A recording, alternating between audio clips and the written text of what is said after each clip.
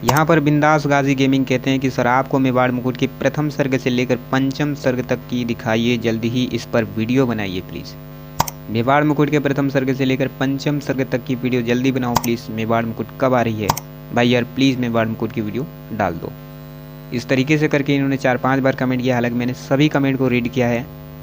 इस टॉपिक पर मुझे पहले ही वीडियो बना देना चाहिए था, लेकिन आप सभी ने नोटिस किया होगा कि पिछले 5-6 दिनों से हमारे चैनल पर न तो कोई कम्युनिटी पोस्ट आ रही थी और ना ही कोई वीडियो आ रही थी। रीज़न ये है कि घर बनने के कारण मैं भी थोड़ा सा फ्री नहीं हो पा रहा था, जिसकी वजह से मैं वीडियो शूट नहीं कर पा रहा था। और आपको वीडियो कैसे दे सकते हैं, लेकिन फिर भी मैं आगे यही कोशिश करूंगा आप सभी को कि रेगुलर आप सभी को वीडियो दे सकूं, जिससे कि आप सभी का 2023 की बोर्ड परीक्षा की तैयारी अच्छे से हो सके और आप सभी 70 में 70 की पूरी तैयारी कर सको। आगे मैं आप सभी को मॉडल पेपर भी पूरा सॉल्व कराऊंगा, सातों का सातों सेट सॉल्व कराऊंगा हर एक सब्जेक्ट का।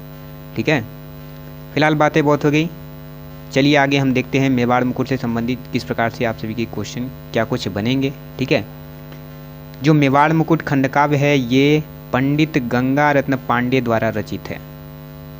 अब आपका बोर्ड की परीक्षा में कितने नंबर के क्वेश्चन बनेंगे, सबसे पहले आपको इस टॉपिक पर बता देते हैं। खंडकाव्य संबंधी प्रश्न आपके कितने नंबर के बनेंगे, 3 नंबर के खंडकाव्य संबंधी आप सभी प्रश्न बनेंगे। क्या है कि इसमें स्वपठित खंडकाव्य पर आधारित 2 प्रश्न पूछे जाएंगे, जिसमें से आपको एक प्रश्न का उत्तर देना अनिवार्य होगा। ठीक है, इसके लिए आपको 3 नंबर मिलेंगे। और जो आपका खंडकाव्य संबंधी जो प्रश्न बनेगा किस आधार पर बनेगा, कथा वस्तु के आधार पर बन सकता है, चरित्र के आधार पर बन सकता है, घटनाक्रम के आधार पर, सारांश और संदेश के आधार पर भी बन सकता है। 1 मिनट में आपको इधर करके दिखा दूं। और इसके लिए आपको कितना अंक दिया जाएगा, 3 अंक। ठीक है, 3 अंक आपको दिए जाएंगे। अब ये क्वेश्चन आपको देखने को कितने नंबर पर मिलेगा, ये क्वेश्चन आपको 5वें नंबर पर देखने को मिलेगा। बिल्कुल एकदम सटीक तरीका बता रहा हूँ आप सभी को, इतनी गारंटी है कि आप सभी का 5वें नंबर पर ये क्वेश्चन देखने को मिलेगा। और क्या क्वेश्चन बनेगा आपका कि अपने पठित खंडकाव्य के आधार पर निम्नलिखित प्रश्नों में से किसी एक का उत्तर लिखिए। कितना नंबर दिया जाएगा, 3 नंबर। चलिए यहाँ तक तो आपको क्लियर हो गया। अब हम आगे बताते हैं कि किस प्रकार से आपका क्वेश्चन बनेगा। हाँ, एक बात मैं आप सभी को ये भी बता दूँ कि यदि आप बुंदेलशहर, देवरिया, बरेली, सीतापुर, सुल्तानपुर, बहराइच इन जिलों के अंतर्गत आते हो, तब आपको क्या करना होगा, मेवाड़ मुकुट का खंडकाव्य करना होगा। ठीक है, क्योंकि जो खंडकाव्य होता है वो आपका जिला वाइज होता है। आप जिस जिले में निवास करोगे आपको उसी जिले का खंडकाव्य करना होगा। ठीक है, यदि आपको नहीं पता है तो आप हमारे चैनल में जा करके हिंदी के सिलेबस वाले 2023 का सिलेबस वीडियो आप देख सकते हो, उसमें मैंने बता रखा है। ठीक है, फिलहाल देखिए आप सभी का क्वेश्चन किस तरीके से बनेगा। देखो यहाँ पर आप देख सकते हो कि मेवाड़ मुकुट खंडकाव्य का सारांश अपने शब्दों में लिखिए, इस तरीके से बनेगा। और ये जो आपका क्वेश्चन है ये आपका 2013 के DI में, DM में, 15 के BA में, 15 के BC में और BG में, 17 के AA में आया। ठीक है, ठीक उसी प्रकार से आपका ये भी क्वेश्चन बना कि मेवाड़ मुकुट खंडकाव्य की कथा वस्तु संक्षेप में लिखिए। ठीक है, देखो ये सारे क्वेश्चन बहुत ज़्यादा इंपॉर्टेंट है। ये खंडकाव्य की कथा वस्तु संक्षेप में लिखिए, ये वाला बहुत ज़्यादा इंपॉर्टेंट है। ये आप देख सकते हो, यहाँ पर मैं आप सभी को दिखा दूँ। देखो आप यहाँ पे खुद देख सकते हो कि ये क्वेश्चन कितनी बार पूछा जा चुका है ना। 14 के AA में पूछा गया है, AC में पूछा गया है, AE में पूछा गया है, 16 के CC में, CE में, CF में, 18 के HE में, 21 के GO में और 22 के AE में पूछा गया है। तो आप खुद ही समझ सकते हो कि 2023 में भी हो सकता है कि गारंटी है यहाँ से ये वाला क्वेश्चन दिया जा सकता है। ठीक है, इसलिए बहुत ही ज़्यादा इंपॉर्टेंट है। यदि आप इन जिलों के अंतर्गत आते हो तो आपको मेवाड़ मुकुट खंडकाव्य करना अनिवार्य होगा। ठीक है, चलिए हम आगे देखते हैं अगला क्वेश्चन किस प्रकार से आपका मेवाड़ मुकुट खंडकाव्य के आधार पर किसी प्रमुख घटना का उल्लेख कीजिए जिसने आपको प्रभावित किया हो। और ये क्वेश्चन पूछा गया 2018 के HA में। आप जाके मिला भी सकते हो, ये सारा क्वेश्चन मैं आप सभी को बता देता हूँ कि आप इन सारे पेपर से आप मैच करा के देख लेना। ठीक है, सारा कुछ आप सभी का एकदम बिल्कुल करेक्ट लिखा है। ठीक है, सब कुछ बताऊंगा आज की इस वीडियो में। और हाँ, एक बात मैं आप सभी को बता दूं कि यदि आप इस वीडियो का PDF फाइल डाउनलोड करना चाहते हो तो आप हमें टेलीग्राम पर फॉलो कर सकते हो। वहाँ पर मैं आप सभी को वीडियो का PDF फाइल डाउनलोड करके, मतलब कि वहाँ पे मैं आप सभी को वीडियो का PDF फाइल प्रोवाइड करा दूंगा। आप वहाँ से एक क्लिक में PDF फाइल को डाउनलोड कर सकते हो। PDF पर पासवर्ड लगी हुई है, वो पासवर्ड क्या है वीडियो के बीच में मैं आपसे बता दूंगा, इसलिए वीडियो को एंड तक जरूर से जरूर देखना। चलो अब देखते हैं हम इसका उत्तर। देखो बिल्कुल आसान तरीके से आपको बताएंगे, जो खंडकाव्य है बिल्कुल आसान तरीके से आपको बताएंगे। आप यकीन मानिए कि वीडियो को एंड तक देखेंगे तो आपको पता नहीं चलेगा और फटाफट आप सभी को अच्छे से याद भी हो जाएगा, इतनी गारंटी है। ठीक है, वो हर एक तरीका से बताऊंगा, वो हर एक आसान से आसान वे में बताऊंगा, जिस तरीके से भी आपको अच्छे से समझ में आ जाए। ठीक है, चलिए फिलहाल अब हम इसका उत्तर देखते हैं क्या है। श्री गंगारत्न पांडे द्वारा रचित मेवाड़ मुकुट खंडकाव्य 7 सर्गों में विभाजित है। ठीक है, कितने सर्गों में विभाजित है? 7 सर्गों में विभाजित है। इन 7 सर्गों का कथानक निम्न प्रकार से है, निम्न प्रकार से। अब देखो यहाँ पे तो 7 सर्ग हैं। ठीक है, 7 सर्ग में से हम आज की इस वीडियो में आप सभी को 3 सर्ग बताएंगे। ठीक है, यह वीडियो का फर्स्ट पार्ट है और जल्द ही मैं आप सभी के लिए वीडियो का सेकंड पार्ट लेकर के आ जाऊंगा। उस सर्ग में मैं आप सभी को 4, 5, 6, 7 बताऊंगा और आज की इस वीडियो में आप सभी को 3 तक बताऊंगा, यानी कि 1, 2 और 3 का आज की इस वीडियो में आप सभी को सर्ग का पूरा सारांश बताऊंगा। बिल्कुल आसान तरीके से बताऊंगा, इसलिए वीडियो को एंड तक जरूर जरूर देखना। फिलहाल पहला जो सर्ग है हमारा क्या है? प्रथम सर्ग क्या है? अरावली। अब आप यहाँ पर देख सकते हो कि ये जो क्वेश्चन है आप सभी का 2017 के एडी में, 18 के एचबी में, 19 के एजी में और 20 के एमजी में पूछा गया है। ठीक है, यहाँ पर बहुत ही ज़्यादा इंपॉर्टेंट टॉपिक हो जाती है आप सभी के लिए। यदि आप क्लास 10th के छात्र हो, बोर्ड परीक्षा की तैयारी कर रहे हो, तो ये वीडियो आप सभी के लिए बहुत ही महत्वपूर्ण है। मोस्ट इंपॉर्टेंट क्वेश्चन बिल्कुल बता रहा हूँ आप सभी को। ठीक है, यहीं से आप सभी का 100% चांस है कि आपका यहाँ से एक क्वेश्चन बनेगा ही बनेगा। यदि आप इन सारे जिलों के अंतर्गत निवास करते हो तो आपको मेवाड़ मुकुट खंडकाव्य को करना अनिवार्य है। ठीक है, चलिए सारांश देखते हैं। इसका सारांश क्या है, क्या लिखा है यहाँ पर कि राजस्थान के दक्षिण पूर्व भाग में अरावली पर्वत श्रृंखला फैली हुई है।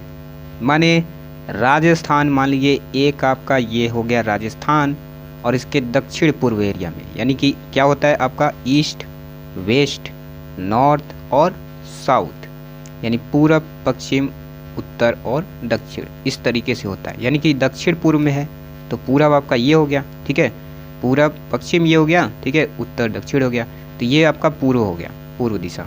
ठीक है, पूरब, पश्चिम, उत्तर, दक्षिण, ये आपका दक्षिण हो गया। ठीक है, तो क्या कहा जा रहा है कि राजस्थान के दक्षिण पूर्व भाग में अरावली पर्वत की श्रृंखला फैली हुई है। श्रृंखला मतलब आप समझते होंगे। ठीक है, एक लाइन से, यानी कि श्रृंखला बनी हुई है। आपको समझा देता हूँ मैं आप सभी को अच्छे से, बिल्कुल आसान तरीके से आप सबको समझाऊंगा, आसान से आसान वे में आप सबको समझाऊंगा। यदि आप वीडियो को एंड तक देखते हो तो पता ही नहीं चलेगा, आपको सारी चीज़ें अच्छे से समझ में आ जाएगी और आपको याद भी हो जाएगा, आप अच्छे से बना के लिख भी सकते हो। ठीक है, इतना गारंटी है कि यदि आप इस वीडियो को, आज की इस वीडियो को पूरा देखते हो तो निश्चित ही आप सभी अच्छे से कर पाओगे, बना के ही लिख सकते हो बिल्कुल प्रथम सर्ग के बारे में, प्रथम, द्वितीय, तृतीय।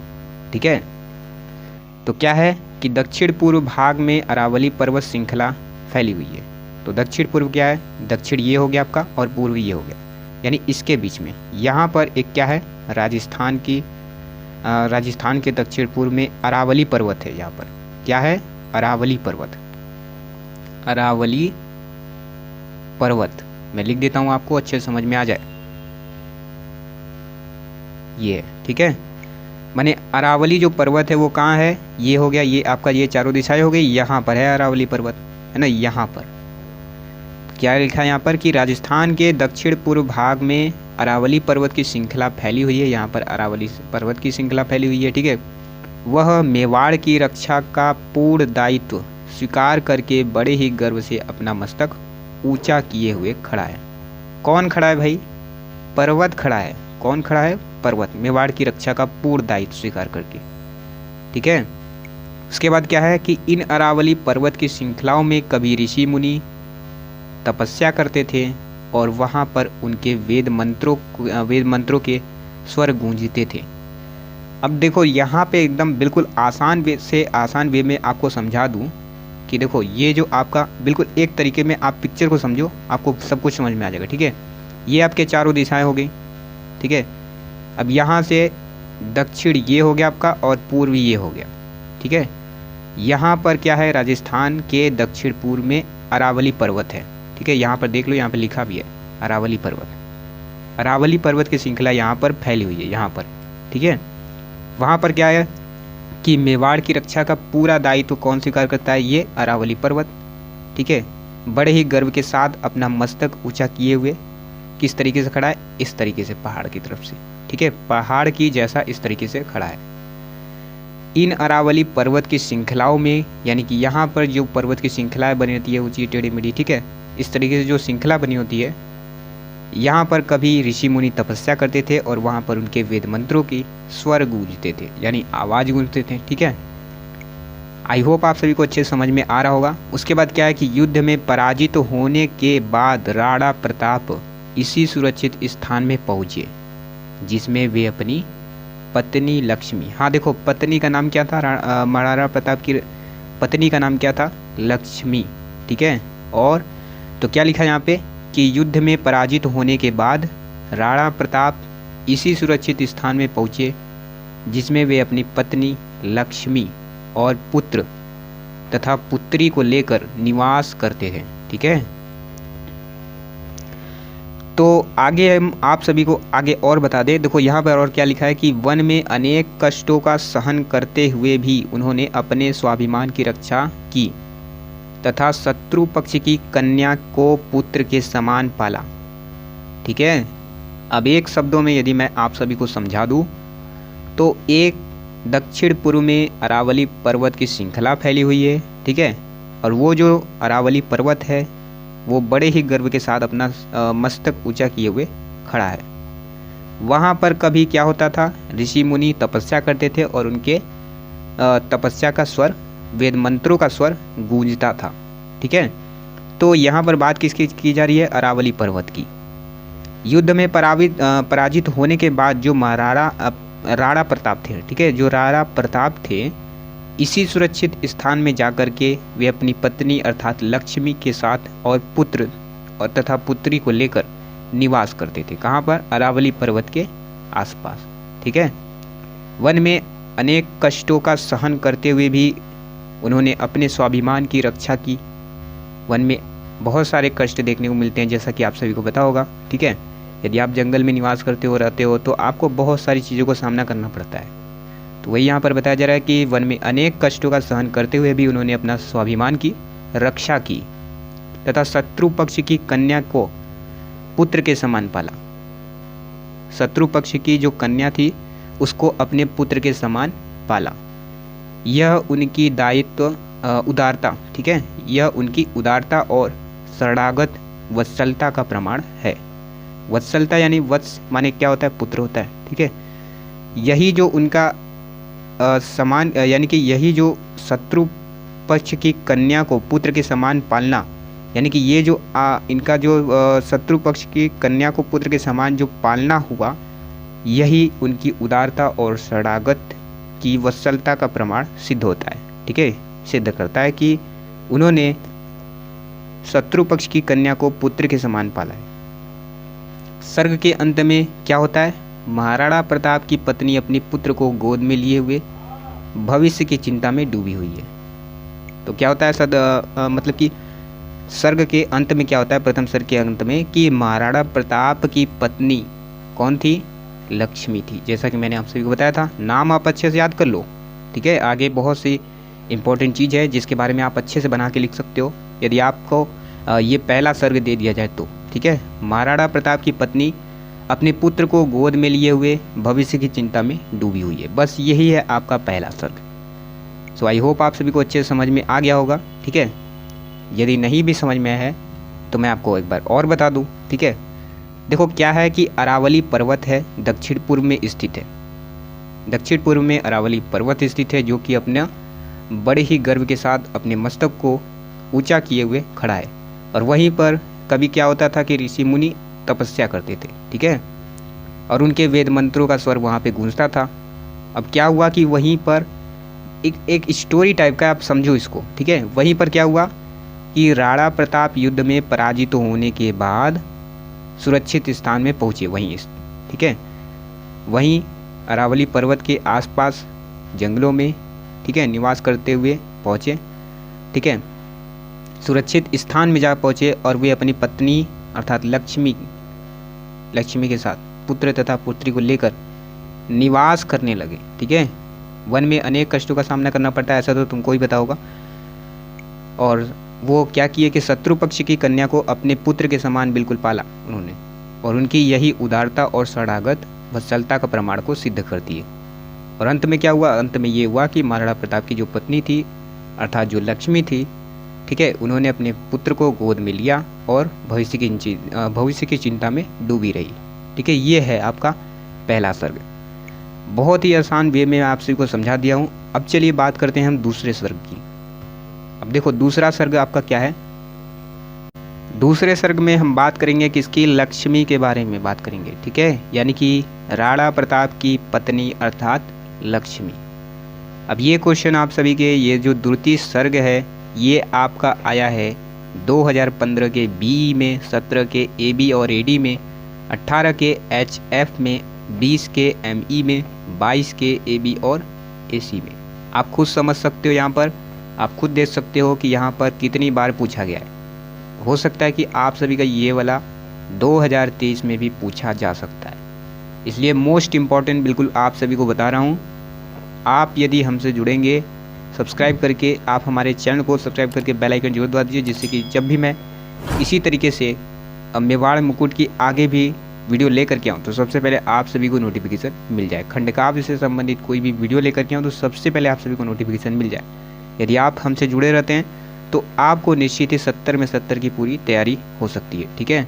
आगे मैं आप सभी को सातों का सातों सेट, हर एक सब्जेक्ट का सातों सेट पूरा सॉल्व कराऊंगा मॉडल पेपर का, ठीक है। इसलिए यदि आप हमारे चैनल पर नए हो तो आप हमारे चैनल को सब्सक्राइब करके बेल आइकन जरूर दबा देना। चलिए अब हम देखते हैं आगे कि अरावली पर्वत की श्रृंखला पर महाराणा प्रताप की कुटिया, ठीक है, चांदनी रात की प्रथम प्रहर है, सर्वत्र निर्वता छाई हुई है, ठीक है।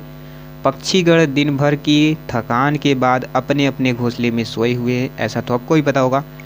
बिल्कुल आसान तरीके में मैं आप सभी को समझा दूँ तो इसमें क्या कहा जा रहा है कि जो लक्ष्मी के बारे में बात की जा रही है, देखिए यहाँ पर लक्ष्मी के बारे में बात की जा रही है द्वितीय सर्ग में, ठीक है। आगे बताऊंगा मैं आप सभी को आसान वे में, थोड़ा सा मैं आप सभी को आगे पढ़ के बता देता हूँ। पहले इस एकांत तथा निर्जन स्थान पर अपनी कुटिया के समक्ष लक्ष्मी चिंता मग्न मुद्रा में बैठी हुई है।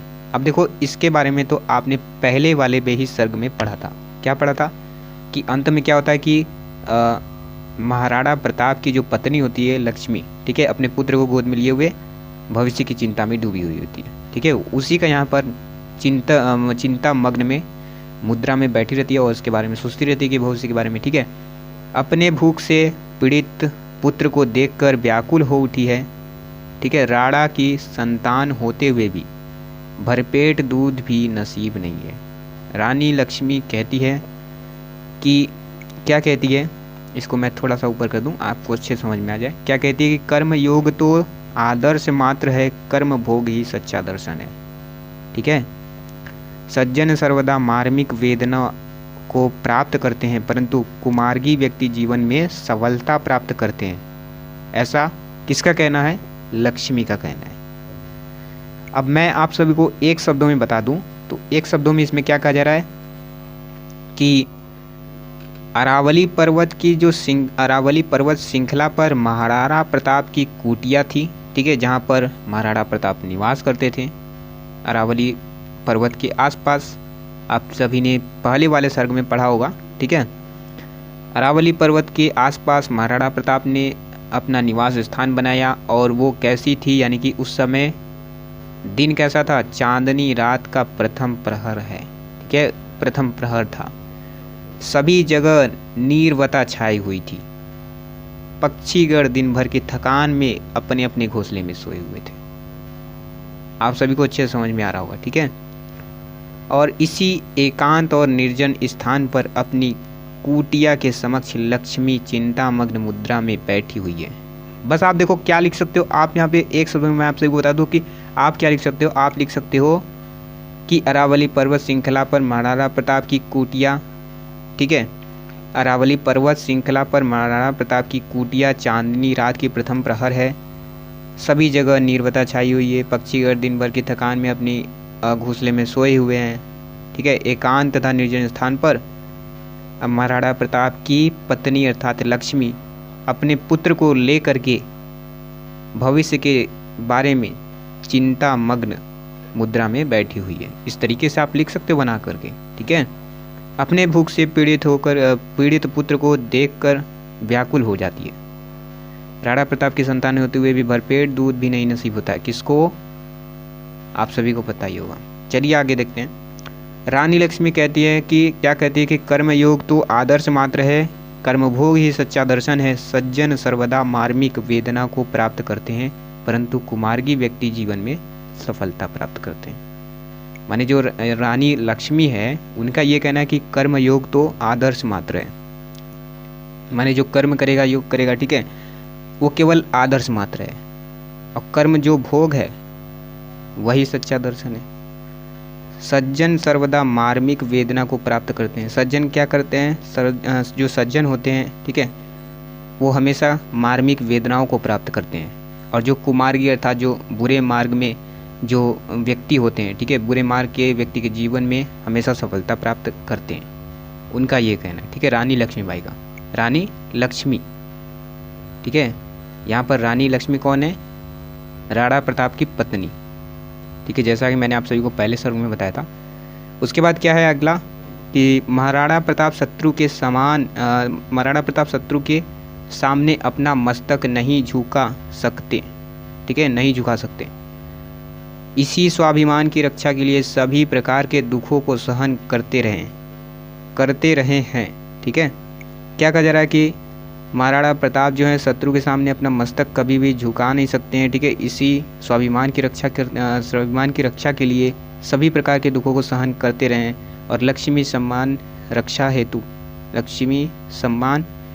के लिए स्वयं को कष्टों में डाल सकती है, किंतु अपने पुत्र को तथा पुत्री को दुख उससे देखा नहीं जाता। कहने का मतलब यहाँ पर यह है कि जिस प्रकार से महाराणा प्रताप शत्रु के सामने अपने मस्तक को झुका नहीं सकते हैं, ठीक है, और अपने स्वाभिमान की रक्षा के लिए सभी प्रकार के दुखों का सहन कर सकते हैं, ठीक उसी प्रकार से लक्ष्मी सम्मान रक्षा के लिए स्वयं को कष्टों में डाल सकती है, किंतु अपने पुत्र तथा पुत्री का दुख उससे नहीं देखा जा सकता है। ठीक है, उसके मुख से अचानक इन शब्दों को सुनकर महाराणा प्रताप की रानी के रोने का कारण पूछते हैं। रानी कुछ नहीं भी कहकर आंसू पोंछती हुई कुटिया के अंदर चली गिरती है। महाराणा प्रताप के आंसू भी सहसा निकल आते हैं।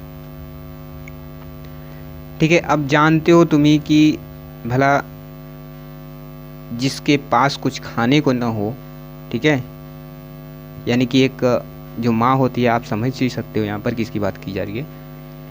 जो लक्ष्मी थी सम्मान रक्षा के लिए स्वयं को कष्टों में डाल सकती है, लेकिन उससे अपने पुत्र और पुत्री का दुख उससे देखा नहीं जाता। ठीक है, उसके मुख से अचानक इन शब्दों को सुन करके महाराणा प्रताप रानी के रोने का कारण पूछते हैं। उसके मुख से अचानक इन शब्दों को सुन करके कौन पूछा? महाराणा प्रताप रानी के रोने का कारण पूछते हैं। ठीक है, महाराणा प्रताप रानी से रोने का कारण पूछते हैं, क्यों तुम रो रही हो? तो रानी ने क्या कहा? रानी कुछ नहीं। रानी ऐसा कहती है कि कुछ नहीं, कुछ भी तो नहीं कहकर आंसू पोंछती हुई कुटिया के अंदर चली जाती है।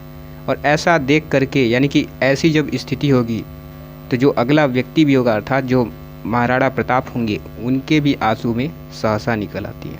ठीक है, सहसा निकल आते हैं। अब भैया आप सभी को अच्छे समझ में आ गया होगा द्वितीय सर्ग के बारे में। ठीक है, चलिए अब हम देखते हैं तृतीय सर्ग के बारे में बात करते हैं। अब देखो यहाँ पर मैं आप सभी को बता दूँ, तृतीय जो सर्ग है आपका, देख सकते हो आप यहाँ पर तृतीय सर्ग कितनी बार पूछा गया है। बहुत ही ज़्यादा इंपॉर्टेंट टॉपिक है आप सभी के लिए। तृतीय सर्ग 2013 के डीजे में, 14 के एडी में, 17 के एएफ में, एजी में, 19 के डबल ए में, एई में पूछा गया, 20 के एमए में, एमएफ में पूछा गया, 22 के एबी में और एसी में भी पूछा गया।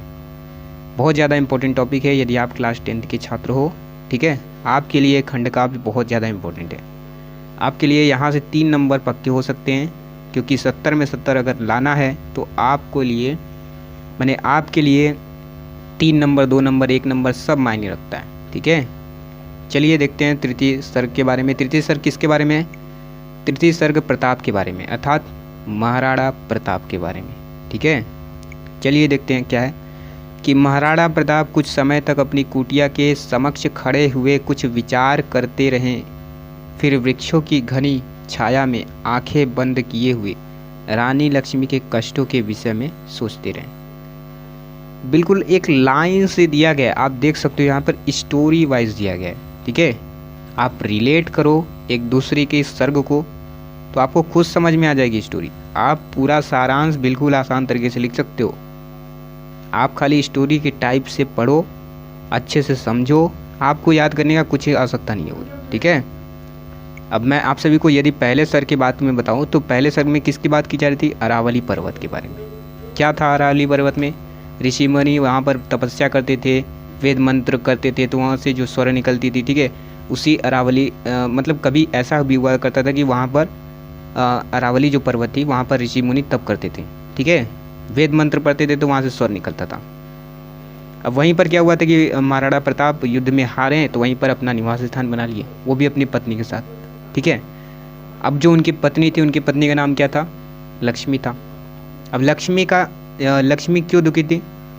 इसके बारे में आप सभी ने पहले सर्ग में पढ़ाई था कि लक्ष्मी ने अपने पुत्र को लेकर के भविष्य के बारे में चिंता करते हुए सोचती रहती हैं, ठीक है, चिंता मग्न में डूबी हुई हैं, ठीक है।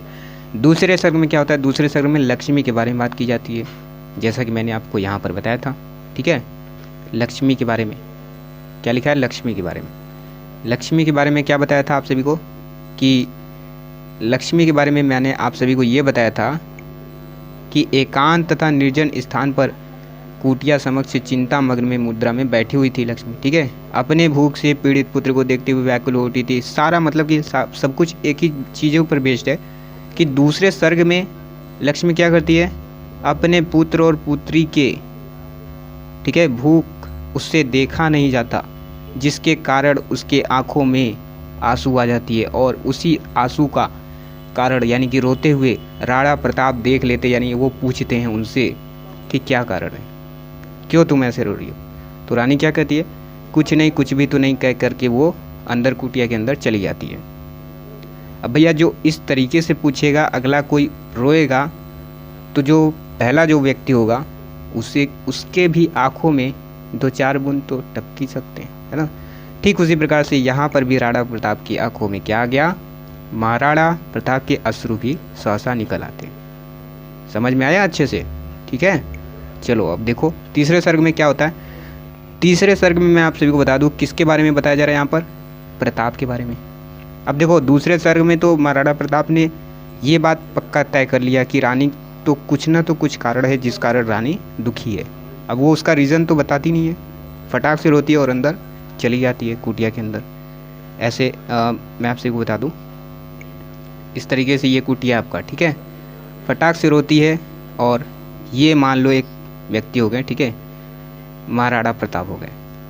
आपको जैसी भी ड्राइंग लगी आप समझ जाना अच्छे से, ठीक है। ये आपका हो गया लक्ष्मी, ठीक है, आप समझ जाना। वैसे तो मुझे ड्राइंग अच्छे से आती नहीं है, लेकिन फिर भी आप समझ जाना, कोई दिक्कत वाली बात नहीं है। ये महाराणा प्रताप है, इनसे कारण पूछते हैं भाई क्यों तुम रोती हो, तो इन्होंने क्या कहा?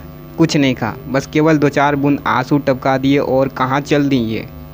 ये चल दी इस कुटिया के अंदर। तब महाराणा प्रताप के अंदर एक जिज्ञासा जाग उठी कि मुझे उनके रोने का कारण पूछना चाहिए। तो उसी के बारे में हम आज की इस वीडियो में पूरा चर्चा करेंगे। महाराणा प्रताप क्या सोचते हैं, क्या करेंगे आगे, क्या कदम उठाएंगे, ठीक है, सब कुछ बताएंगे आज की इस वीडियो में। बहुत ज़्यादा इंपॉर्टेंट टॉपिक है। और हाँ, वीडियो को यदि आप एंड तक देखोगे, बिल्कुल सच बता रहा हूँ, आपको मज़ा ही आएगा और अच्छे से पूरा सारांश समझ में आ जाएगा, एकदम क्लियर समझ में आ जाएगा। आज जो आप पढ़ेंगे इस तरीके से आपको कोई भी नहीं समझाया होगा, ठीक है। उसके बाद क्या लिखा है कि महाराणा प्रताप कुछ समय तक अपनी कुटिया के समक्ष खड़े हुए विचार करते रहे, भैया क्या विचार करेंगे कि क्यों रो रही थी, है ना। फिर वृक्षों की घनी छाया में आंखें बंद किए हुए रानी लक्ष्मी के कष्टों के विषय में सोचते हैं। ठीक है, यहाँ पर मैंने थोड़ा सा ध्यान नहीं दिया। सोचते हैं, कौन सोचते हैं भैया? राणा प्रताप, महाराणा प्रताप सोचते हैं। ठीक है, वे क्या कहते हैं? वे कहते हैं कि कर्तव्य का पालन करने से ही यश की प्राप्ति होती है। यदि हम कर्तव्य का पालन करें तो हमें यश की प्राप्ति होगी। मेवाड़ को मुक्त कराना ही उनका परम कर्तव्य है।